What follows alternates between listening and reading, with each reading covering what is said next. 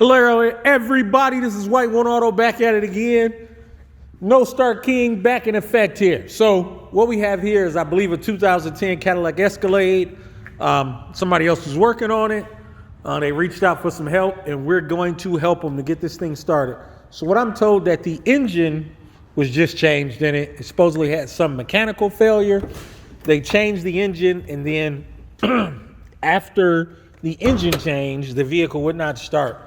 I believe they also replaced the fuel pump because initially they thought it may have had a fuel problem. So let's see what it looks like underneath the hood. Okay. Not that bad. I have definitely seen worse. It's got an aftermarket alarm in it. You see, is this a wire nut up here? What is this? This is something. It looks like crazy glue, I think. Okay. So, does have a 6.2 in it, or at least by the cylinder heads. 53, 64. So those are rectangle port heads.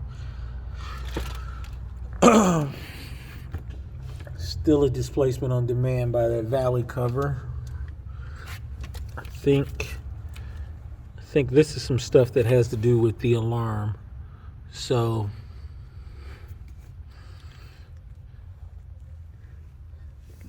everything looks in place. We do got a couple motor mount bolts already in. Not sure if there's one in the back, but there are no engine mount bolts in on this side. Not sure about the other side. Battery cable is loose, so both cables are loose.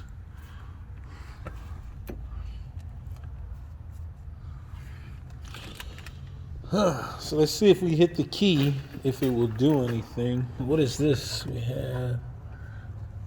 This is something else. Okay. So let us see if we hit the key, will it do anything? Does this remote pad work? Oh, it unlocks.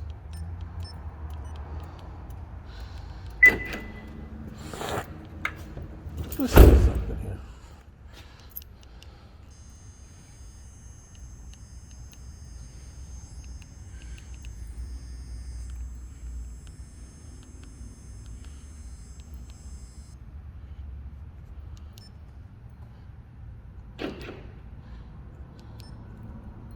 So it locked. Let's see if we... Does the remote start work? Doesn't appear to be working. So let's just unlock this thing and see what happens. See our fuel pump paperwork there. We got a fuse panel over here off. Oh boy, we got a lot tied in here. This alarm is going crazy.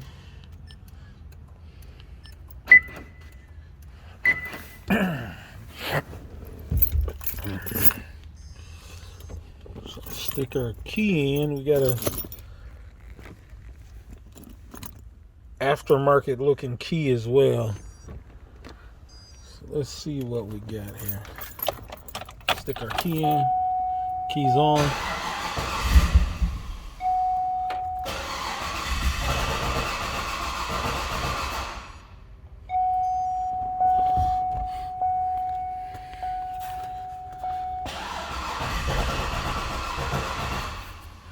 So battery isn't too hot, and we also have bad battery cable. Well, loose battery cables. Let me check and make sure some oil on this thing before I go too much further. Should have did that first.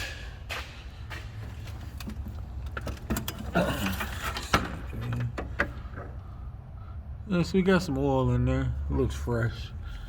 So.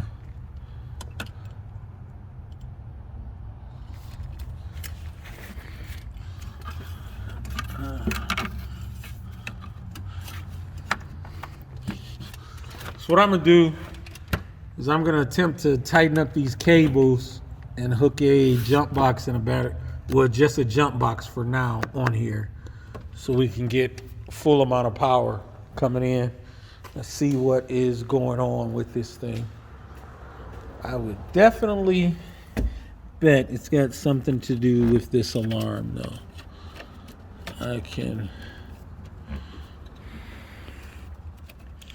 Let's see. Do they got screws in down here? Oh boy. Yeah, buddy. So,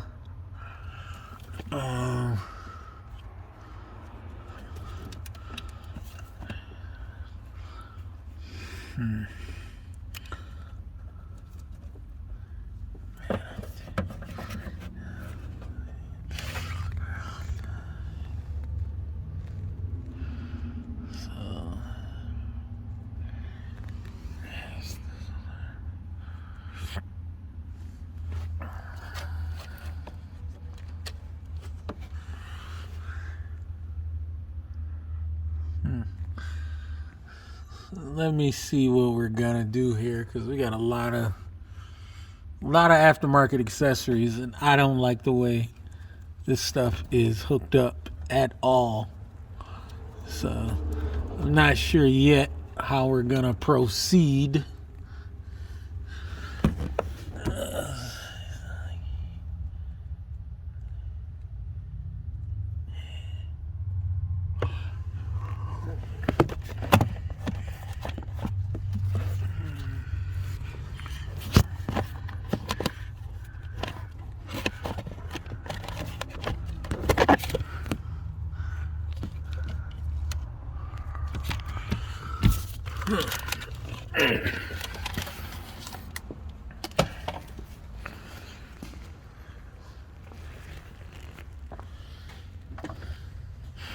So what exactly is this stuff?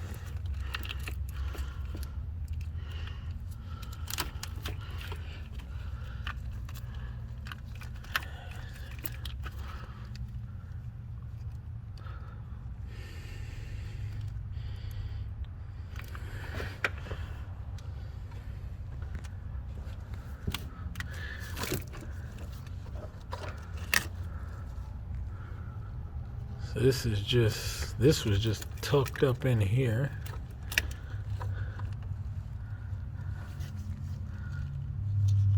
That's why they don't have a siren going.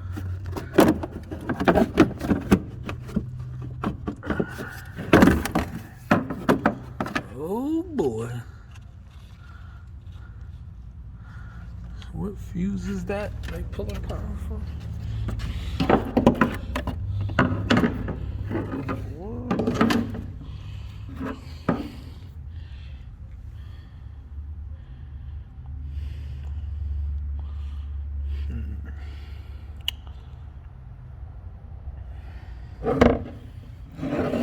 So this is going right here. So you got that right there. Lower. Let's see where that is. At 34. Sunroof fuse.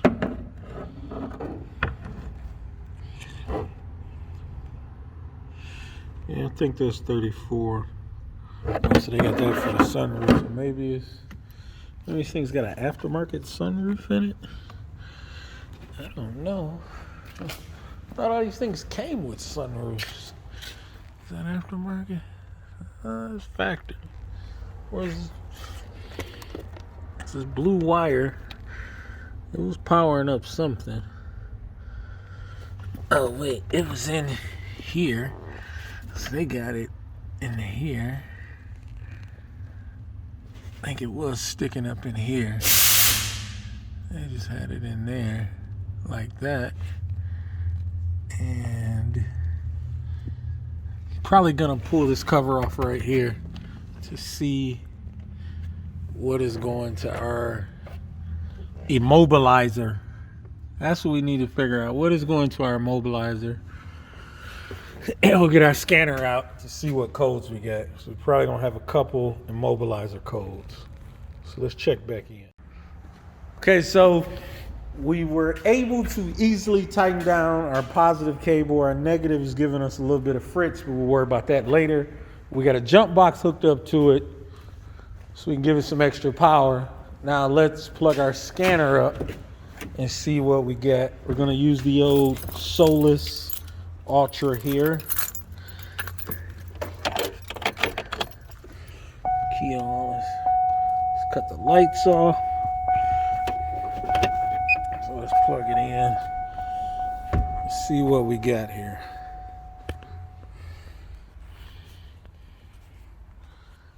Scanner.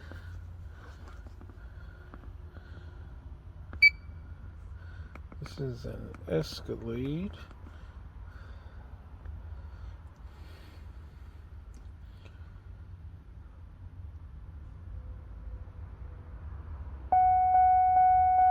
So it recognizes, says 2010 Escalade. Let's go in here. Let's do a code scan. It's got a battery light on here. Let's see, so we got a bunch. You got an evap code. Ain't really worried about that one. It says it has 6 engine codes. What are those 6? Let's see. Evap generator, ignition 1, throttle position, lost communication with fuel pump module. Oh, lost communication with fuel pump control module. Huh. So that's something to think about, because the fuel pump control module is what turns the fuel pump on and off. So if we don't have communication with that, it means nothing can turn the fuel pump on or off. So that's probably what led them to thinking this thing needs a fuel pump. Huh. So let's let this finish scanning and see what all we get. See, do we have any immobilizer codes? What percentage? We're at like 48% now. So we'll let that run and see what happens. So it's all done running, looking at our codes. So we got a 6 engine codes. Let me see if we have any key codes. Keyless entry. I'm looking for theft deterrent. Theft deterrent 4 codes. Display codes. Let me see. Security system controller and alarm mode. Transpiring our program. Okay. So we got those. Now let me see if we can communicate with our fuel pump control module, because we had no communication with it from the ECM. So let's go to fuel pump control module and see what happens. So this is fuel pump.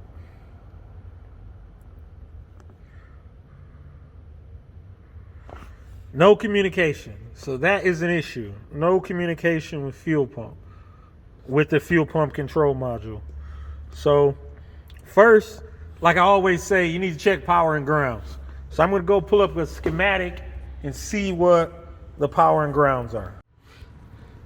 Yes, this is one quick thing I want to point out. I got my second light up top because my red box always had when it came like that. But I got my light up top for my blue box. So now provides a lot of light so I can see in. So that's just something being extra. So we have our schematic up for our fuel pump control module. You can see we have a ground right here that goes to the body. Now let's look for our power. So we have battery power right there on 33. And then we have an output to the fuel pump. So let's try to see, where does it get battery power from? So it gets battery power from on the next part of our schematic there. And it's not every, so engine control module 1 of 6. So let me go.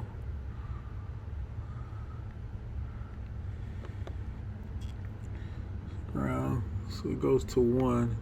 So let me try to find that. Let's go up over here to We are using Shopkey Mitchell. Let's go wiring diagrams. Electrical wiring diagrams. System.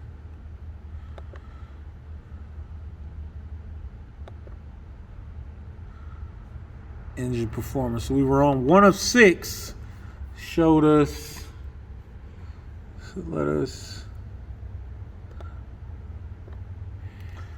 So this is our power is right here. That's going out. So this is 1 of 6. So let's go to 2 and see what happens. So that's at a red and white wire going in at 1. So let's see where that leads to. So here we got our red and white wire. We're on diagram 2. So that's fuse number 21, fuel pump control module, and that is under the hood. So let's see if we have a fuse in there. Let's check it. Let me get my test light. It's my electrical jump drawer. My other test light is doing something else, so should have been fuse 21. I think it was. Let's see, what does 21 say?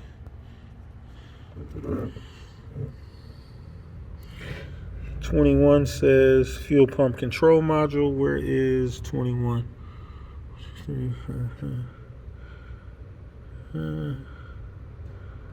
Where's 21 at? Why am I not seeing it? 17, 18, 22. 21 right there. So 21 should be a 25 ampere.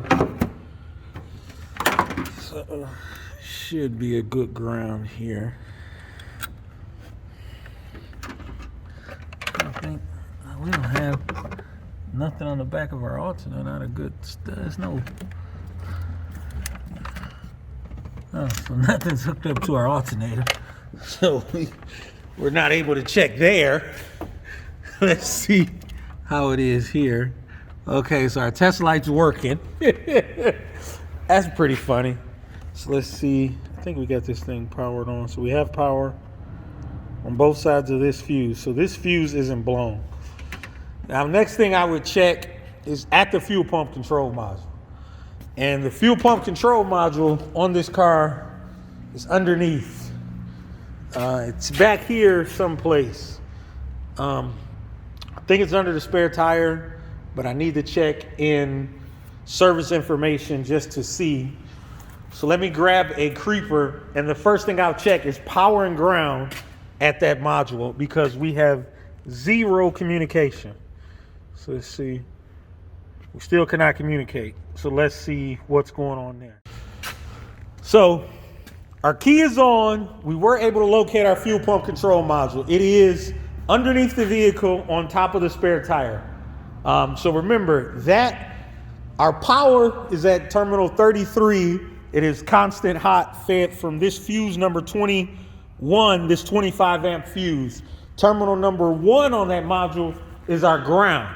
So typically a no communication issue when you try to ping the module and you get nothing back, it typically comes from no power and no ground in my experience. So this is our module. Well, you can see the connector of it. It is plugged in good. So what I'm going to do is remove the connector. I'm going to check at terminal 1 and then at terminal 33 to make sure we have power and ground. So that's what we'll do first. So we have our connector off. This is it right here. So do you see this big terminal right here? And this one right there? I believe those are our power and ground. It's pretty dirty underneath here, even though this is a red with black. And that other one back there is just a black. So I'm gonna get some brake parts cleaner and try to clean this up to verify because I checked and those don't have power or ground. So I think we don't have power coming here, because I just ran my test light from here to here and nothing lit up. So I need to find something else that's down here that's powered, or either get my power probe and see, do we have a ground and do we have power. I might grab my power probe. I'm not 100% certain right now. I just need to figure out which is going to be easier. So maybe I can figure out something down here that's powered or something else, but I'm pretty sure that even though I'm not able to see the terminal connectors, this power wire is going to be a pretty heavy connection, and our ground is going to be pretty heavy too, because it carries all of the power and ground for your fuel pump. So I'm pretty certain we're on the correct connectors. I'll probably grab my power probe just to see what we have. So now we have our power probe down here, and let's see. This is supposed to be power, and we have nothing. Let's see, does it detect the ground here? So it does detect the ground, but no power here, as I thought. And that is an issue, because it's supposed to just be key on hot all the time. Red and white, even though this is red and black. So what I might do, I'm trying to see how hard is this thing to plug back up. Because I might back probe there, give it power, and see, do I hear a fuel pump come on? Because it should, if we have power. Can I? So let me try that. I want you guys to see something. I may have solved our problem already. Now let's go back to this power wire on our fuel pump control module, and we have battery voltage now. Let me move this light. So we got power, and now we have ground. I thought about something. This is why information is important, because I thought about something. And when I do this, I'm not trying to talk about nobody. I'm just saying I've seen things like this a bunch of times. So I thought about it when I talked to the mechanic. I believe it was the mechanic. I asked him, I said, did you guys change the wiring harness? They said no.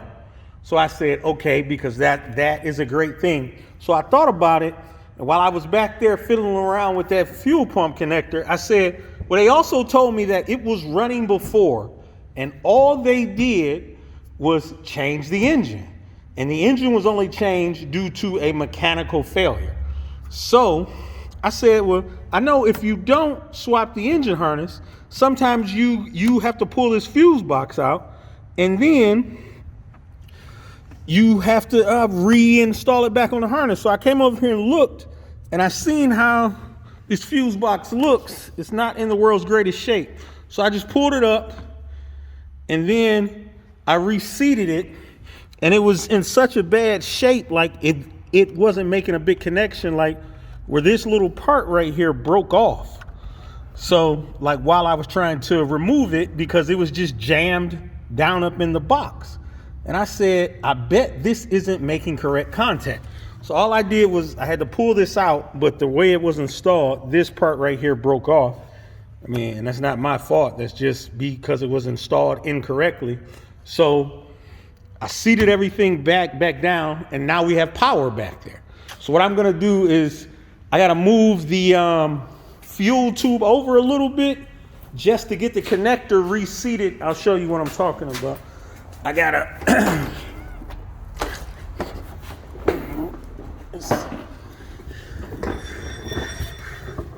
it looks like this isn't in the exact 100% spot, so I get the connector back on the module. So I gotta just loosen a little clamp up there that holds it in place, then move it over and reseat the module, and then we should be able to fire it up. So I'll check back in a second. So we got our fuel pump controller back on. We got our filler tube back bolted down, and this little hose right here was already off, but we'll try to plug it in. See. We're gonna leave it alone. We'll leave that for those guys to do. Tighten that down a little bit more. Fill that back too.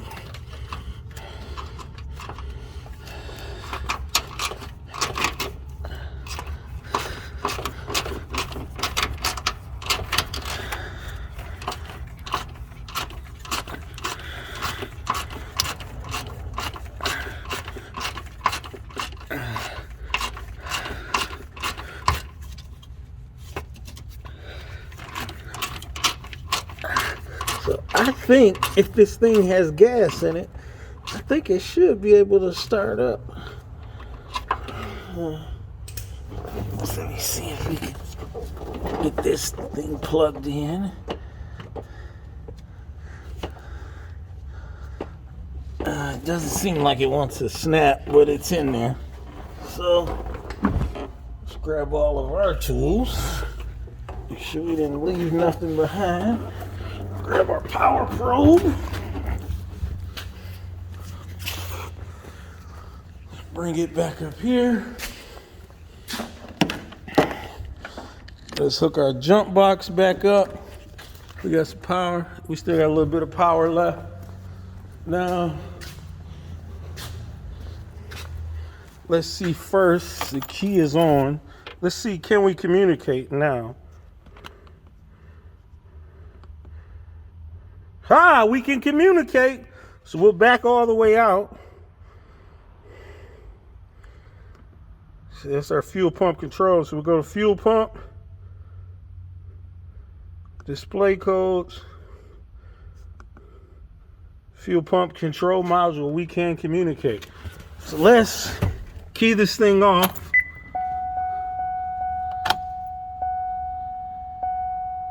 Don't hear my fuel pump coming on.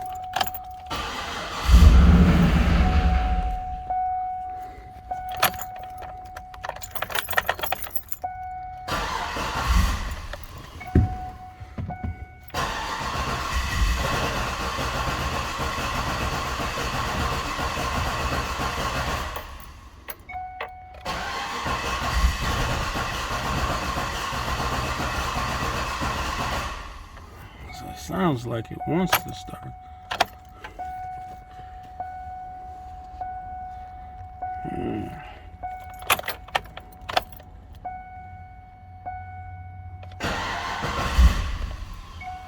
It want to start up now. Let's see.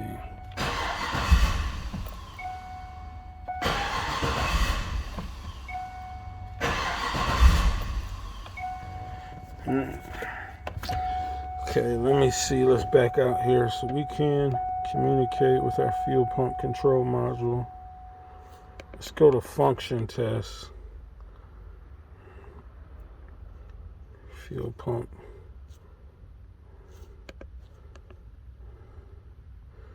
See if this just on or off. Yeah, okay. Is there a so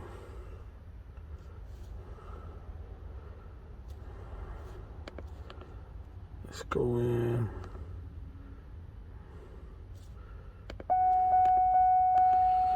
Code scan. Let's see, does it reset these? So remember how that generator or alternator wasn't plugged up. So it looks like it hasn't reset that fuel pump control module code. So that is good. So let's see what all it's saying now. So just ignition switch circuit. This might have something to do with this alarm that's on here. These are ABS codes.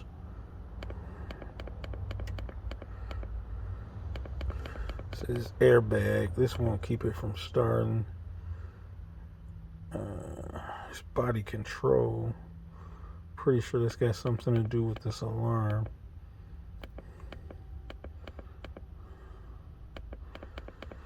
Driver window.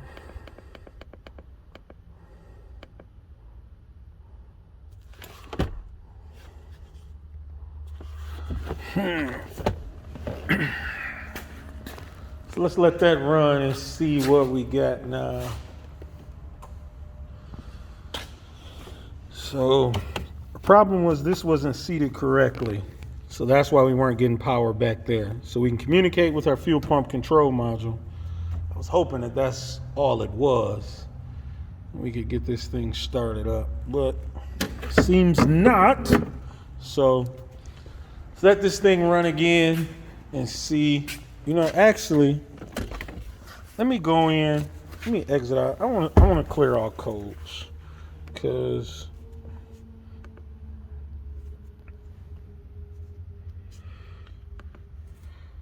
if that thing wasn't plugged up correctly, it could have set a bunch of codes.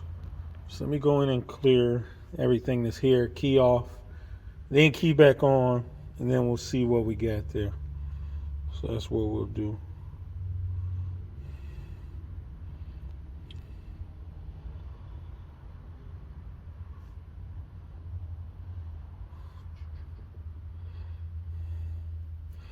So code's cleared. Let's key off. Pull our key out.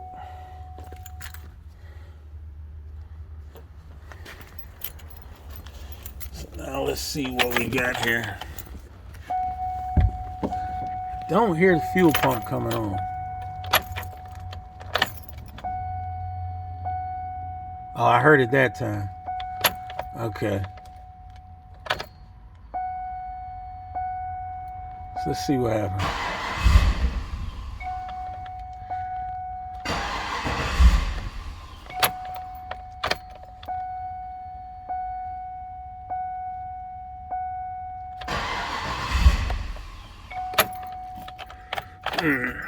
Let's see, do we have, let me do a code scan now.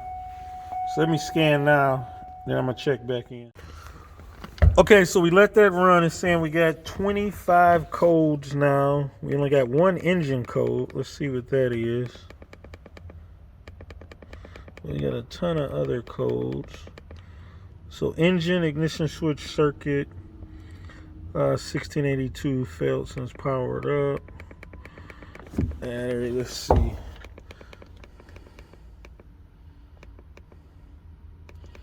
Door switch.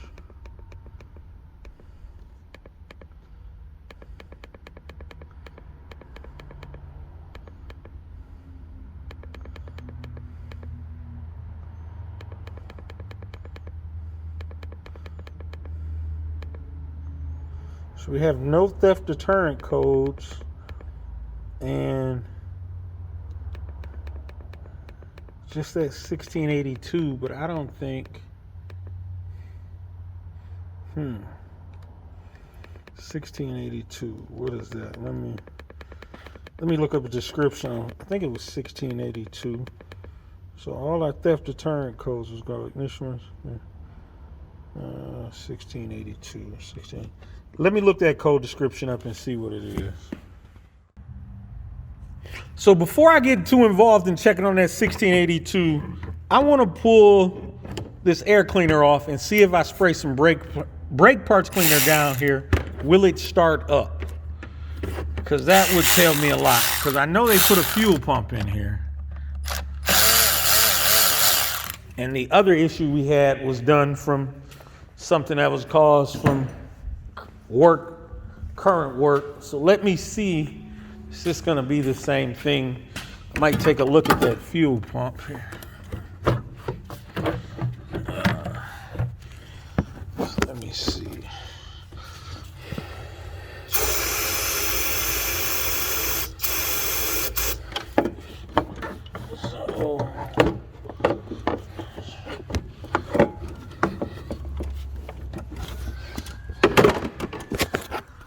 So let's see what we got here. So we got some brake parts cleaner in there.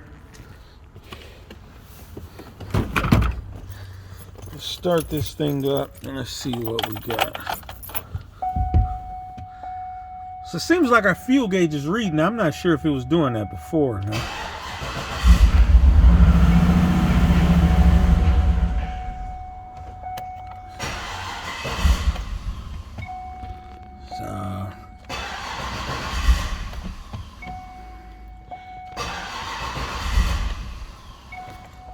ran from that, so that's definitely a good sign. Our battery light is out now. We're not getting that service battery message anymore either. Because we got a lot disconnected here, which I don't like. We don't have anything. I don't know where this alternator plug is. Let me turn these lights out so I don't kill my battery. Should probably go get a battery charger. Where is the connector for my alternator?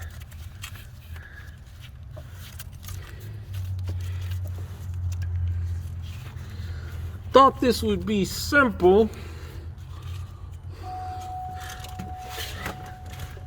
Is this even the right alternator? See how that plug is laid up there? I don't recall them being that close like that. The troubles of working behind somebody else. I do not even see. Oh, that's right. It should run from here straight to the battery. Yeah, that's right. Is this? Oh, it's some corner.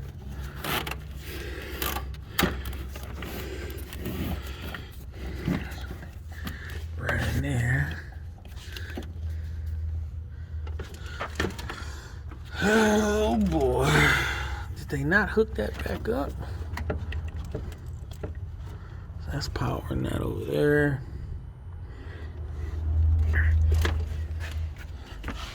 Are they completely missing it?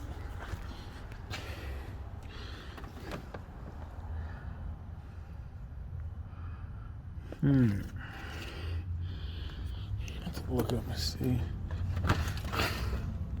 Look up starting and charging system. This is for some sounds. They come from the back.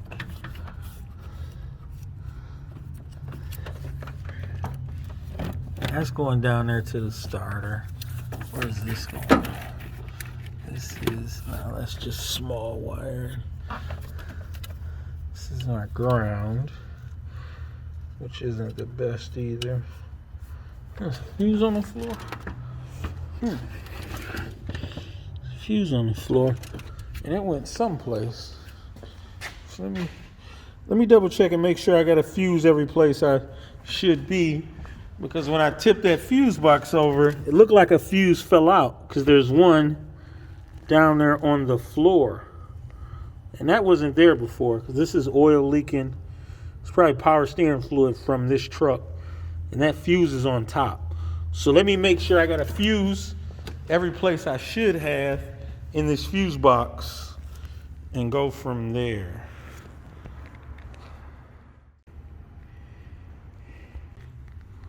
So I went to look at our fuse diagram, and one thing I saw, so you see right here, spot number 20. You go down, you look at 20, it says fuel pump, 25 amps, fuel pump. So 20 is right there. Let me see. So it's right there. And when you go over, it's right above 25, around 3. So 20 should be right here. Should be right there.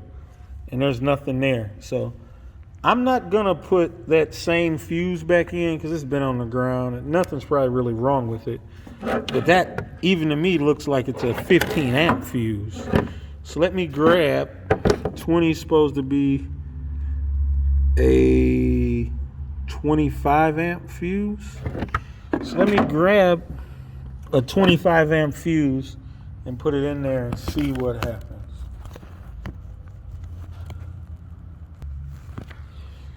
So let's throw this fuse in, see, does it, feels like it's something in there. So let's give this another try here. Let's see what happens. So we will key off. I don't hear nothing changing.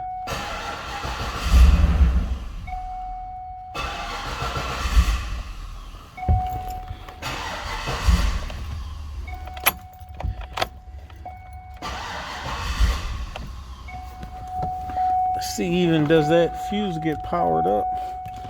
Let's see.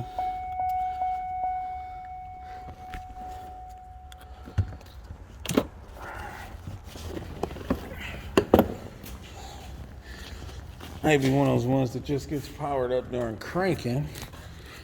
We will see.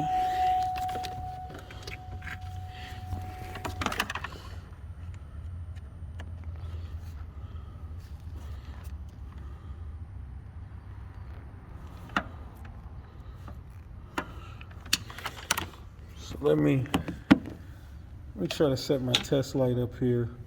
Maybe we could touch it. Just see if it's doing something while it's cranking.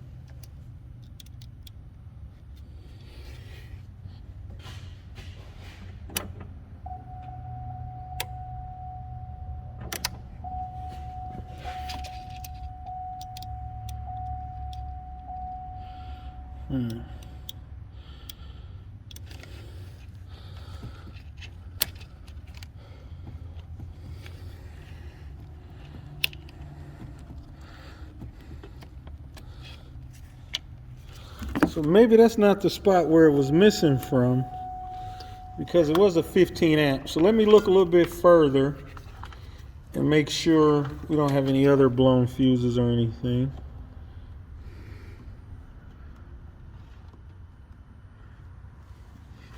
So let me run through this and I'll check you back in. So I think we have one more fuse that's missing. That's the fuse that goes right here.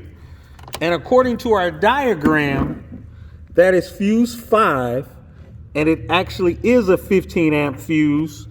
It goes for ECM throttle control. So we're gonna put a new good style 15 amp fuse in it, right there. Now let's see what we got here.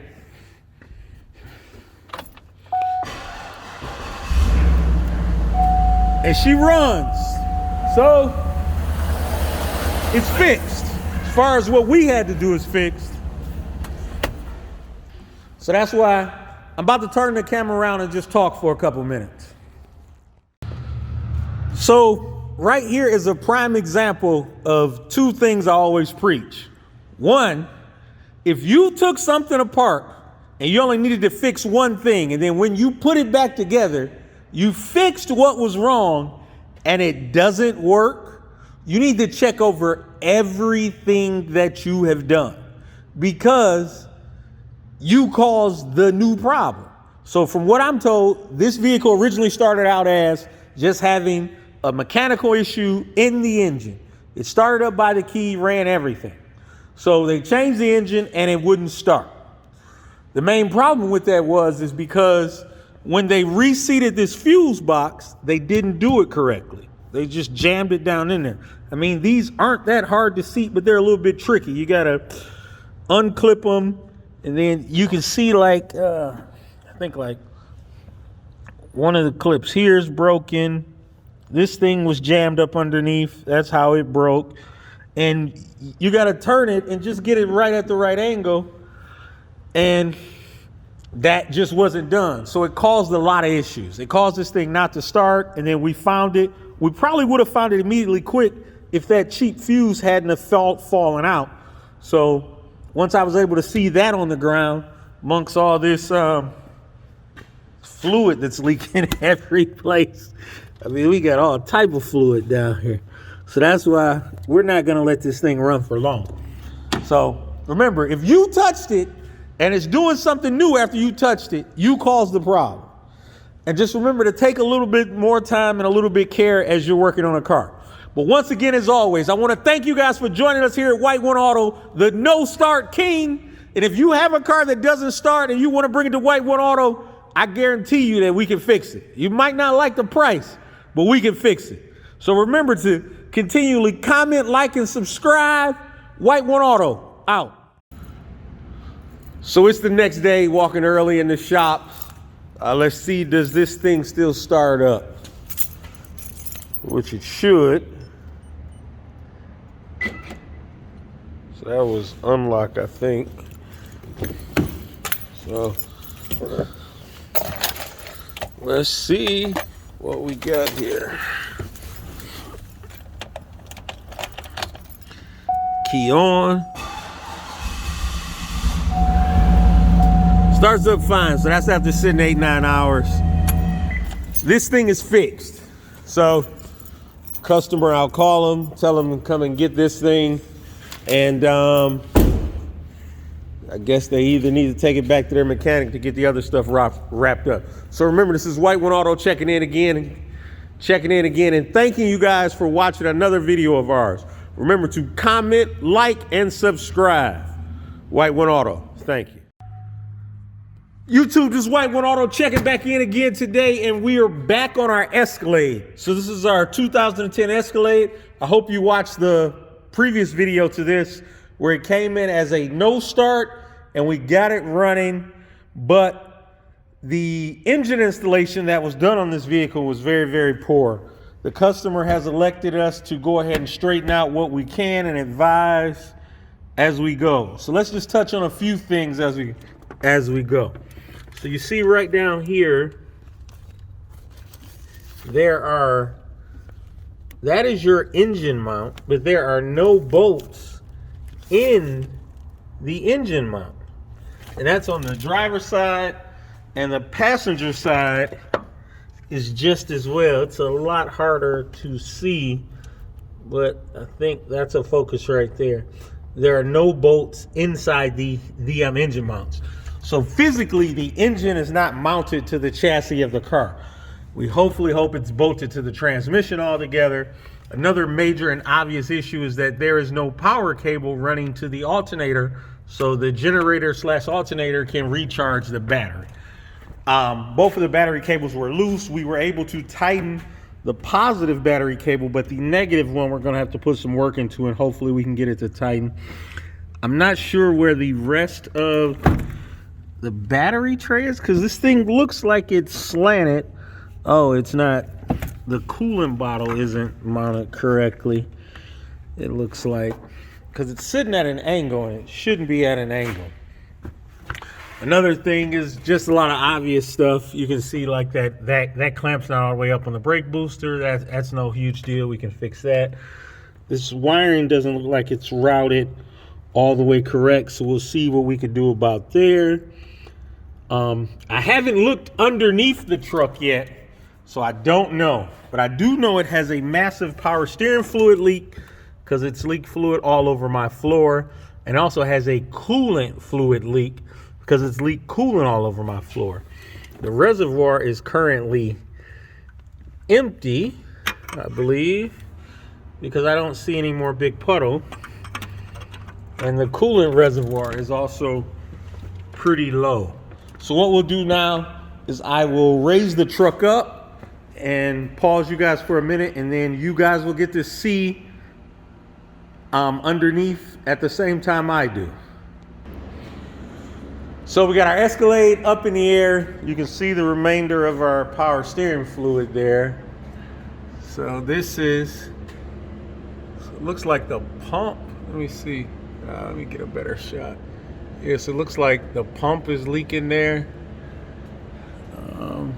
I don't think the rack is leaking. Trans lines, are they not in the holder correctly? Yeah, they're out of the holder. I'm really concerned with this coolant leak though, because there was coolant leaking from back here. The low oil level sensor isn't plugged in. You can see that right there. So we got to try to find that. It looks like we got we're missing, oh shoot, we don't have no bell housing bolts in here. What in the world? Oh, you gotta be kidding me. Yeah, it's a dial pin, no bell housing bolts. They just put the ones in down here at the bottom, which is really dangerous. Oh, so they do have bolts on the, they got them on the driver's side, but no bolts on the passenger side, which is crazy because I think the driver's side is harder to get to than the passenger side. So probably pretty sure that one bolt is missing at the top. This is crazy. It's something that bolted there. It's just a bolt just hanging out right there. Yeah, this is pretty bad here. Yeah, it's got a bad coolant leak too. So if you look, you can see coming from the back of the head there. I'm not sure if it's coming from those nipples or not, but we'll figure it out. So you can see some more residue right there. At least it's still got converters on it. That's a big plus. So overall, right now, what we see is we need to find the wiring for the low oil level switch, put some bell housing bolts in, check and make sure we got all our torque converter bolts in. It looks like it's gonna need a power steering pump for this leak. This bolt right here is not all the way in. Put some bell housing bolts, a charge wire, and then go from there. So we'll get started on correcting these things and then just keep going forward. So we'll check back in a minute. So while I was looking off camera, I'm giving you guys a better shot. So this is the passenger side motor mount. You can see it's clean through, no bolt in there. Let me see, can we catch the driver? No, you're not able to get the driver from this side. But yeah, I just saw that and that gave a better view. So I wanted to let you guys see that. So we're gonna get started working. So this is something else I just seen. He doesn't even have the motor mount bolts connected to the engine. So I'm gonna have to give this guy a call, see what he wants to do. So on our Escalade, another thing I've realized, so I knew we didn't have the charge cable that goes here, but I thought about it and then I looked at a diagram. Here, it's supposed to be a fusible, like 175 amp maxi fuse in the container. So it's supposed to be a fuse holder because this long power wire right here that powers up your fuse box is supposed to have a 175 amp maxi fuse on it. So there's supposed to be a wire that goes from the positive terminal to the maxi fuse here, and then comes branching off of here. You get power for your fuse block, and the power wire goes back over there to your alternator. So right now, the way this is, this wire runs across here, is hot all the time. And that's not the way they designed it. They want this to be on a fuse, 175 amp fuse, not hot all the time. So that's a problem. We need to get that. Pretty much, this engine is definitely, I'm gonna have to take this thing back out. So I don't know if they're gonna wanna pay for that. The dipstick is in all wrong. You can see all that wiring back there that's all messed up. The wiring underneath is smashed up in the motor mount. It's just in bad shape. So we have a ending saga to our Escalade repair video because the damage turned out to be a lot worse than we originally thought. Originally when I looked at it, I didn't think the engine really needed to come back out. So, but after getting a further look at it, for me to feel assured that the job is done correctly, I would need to pull the engine back out and just reinstall it and then fix some of the damaged wiring. And just the estimate turned out to be a lot. I believe the Shopkeep Mitchell labor time to do the engine is like 13.2 hours. Then I wanted myself personally another 5 hours to fix the wiring that was in here. And then we also needed to get a new power steering pump because that one is damaged. And then we also needed to replace the wiring for the positive side of the cable, re-add that fuse and rewire everything correctly where we would make a new cable from the alternator to the fuse, and then have this run into our maxi fuse, and then have a cable coming from our maxi fuse to our battery terminal, as well as fixing the ground side, because that clamp is, the terminal is hard to tighten, and then the ground wire right here, all the insulation is missing off of there. So I feel a little more comfortable just taking that apart as well and seeing what needs to be done to fix that, most likely making a whole nother ground cable for that. So the estimate turned out to be a little bit more than the customer was willing to spend, because I understand he just paid someone to put an engine in the car and they failed to do it correctly. And then he had to pay me to get the thing started, which he didn't even have to do that. And also he paid for a fuel pump that he most likely didn't need, because our issue was with the fuel pump control module not getting power due to the fuse box not being installed correctly, and then a missing fuse or two. So in this ending saga here, unfortunately, we're not going to get a chance to fix this one. I would love to, because these are still great trucks. But at least now he knows exactly what's need to be done, and maybe he could take it back to the previous mechanic and he will fix what was damaged. So, or I'm not gonna really say damaged. Well, some things were definitely damaged. The power steering pump was damaged.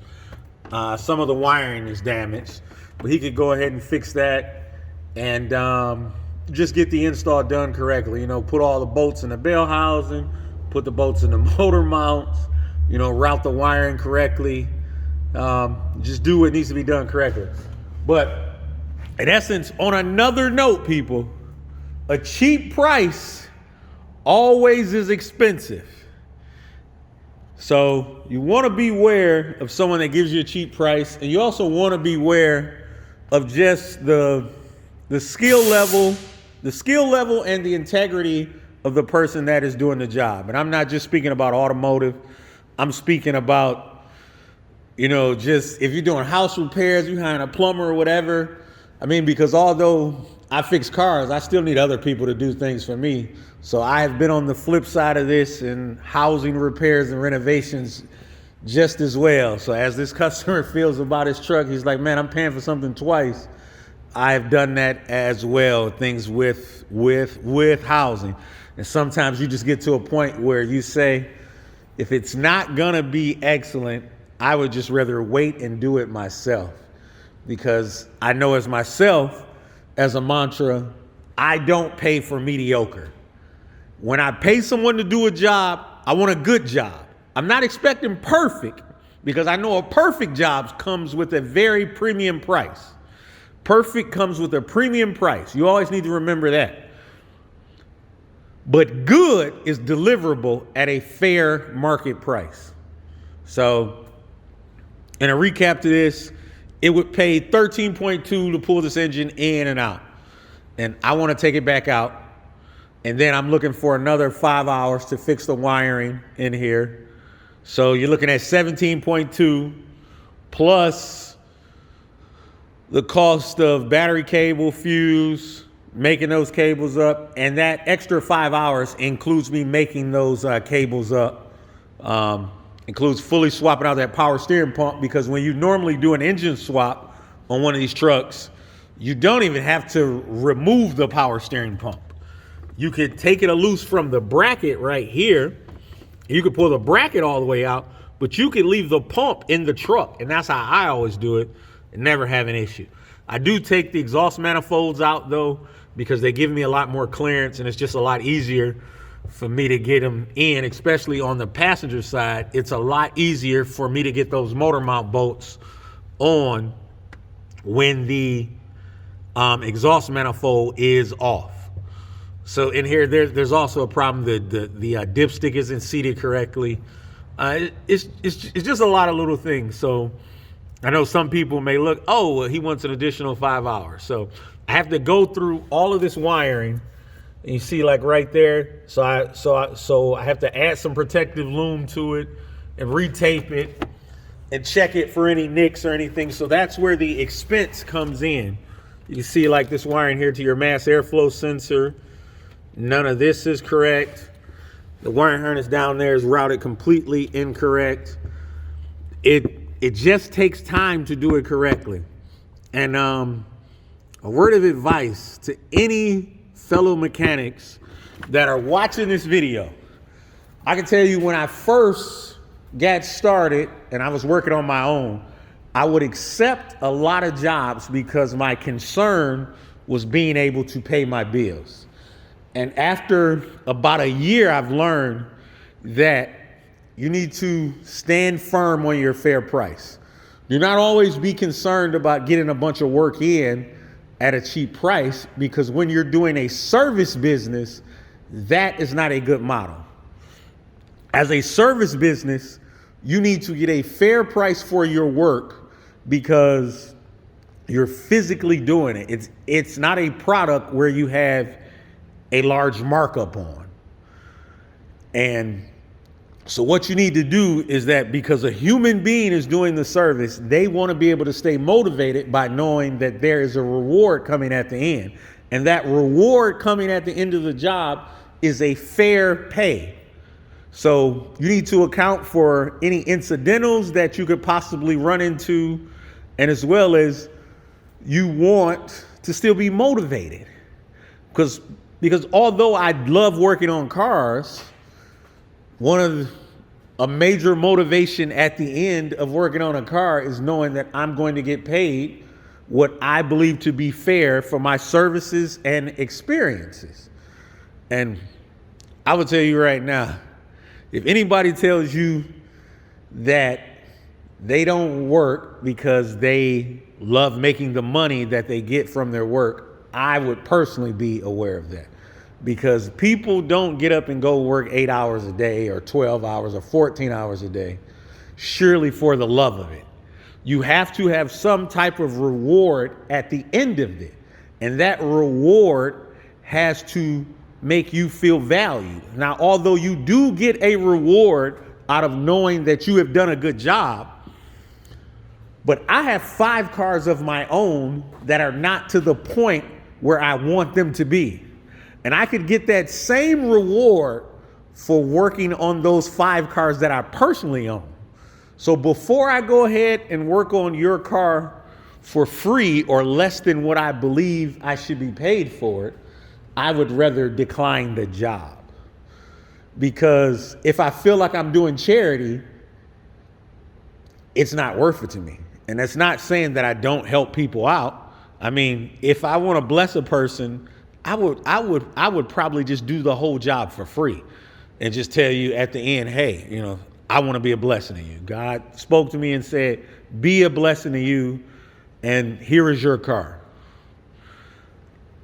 And that's something completely different than doing a bunch of stuff for free, because I don't believe in working for free. I believe that my time is valuable. My experience has cost me many sleepless nights and headaches and stress, and I've paid for it physically with my body, with my mind, and with the money that I have earned to take care of my family. So I do not work for free, and I don't have a problem just turning away a job. And I just want to say I'm thankful to God that I have the ability to turn down work, because it is wholeheartly He that gives me that ability. So because the place that I'm at, I can pretty much pick and choose what I want to do, and I really love that about my life. I mean, I go through ups and downs, but ultimately life is great. So remember, if you do a job, have integrity in the job and do the job to the best of your ability. And if you have a shortcoming, it is you as the craftsman to let the customer know. Because when you accept payment for a job, it needs to be done well. So White One Auto, remember to continually comment, like, and subscribe. You can reach us here at the shop if you need any help. If you want to become a customer, you can reach us here at the shop, 313-264-1689. White One Auto, out.